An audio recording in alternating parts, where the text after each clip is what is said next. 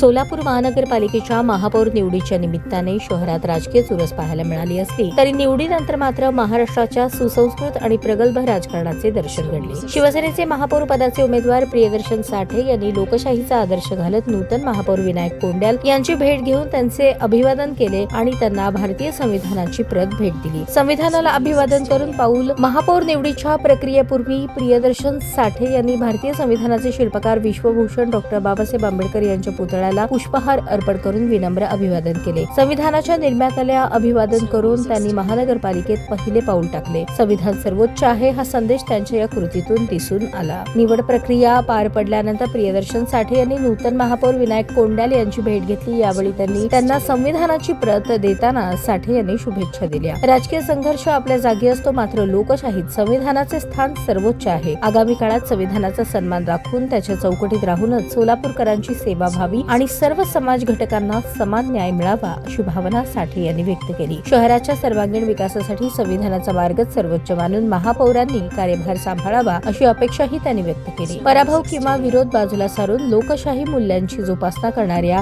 या कृतीचे सोलापुरातून राजकीय वर्तुळात मोठे कौतुक होत आहे।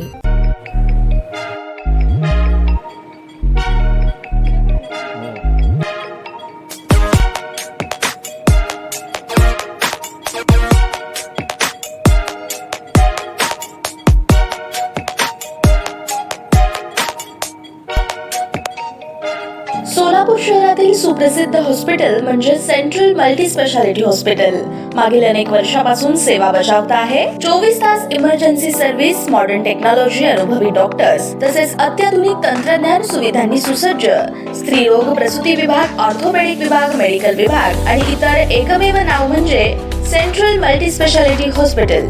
पत्ता गणेशपेठ शॉपिंग सेंटर, मंगळवार बाजार, सोलापूर। ताज्या बातम्या पाहण्यासाठी प्राईम महाराष्ट्र न्यूज चॅनलला सबस्क्राईब करा।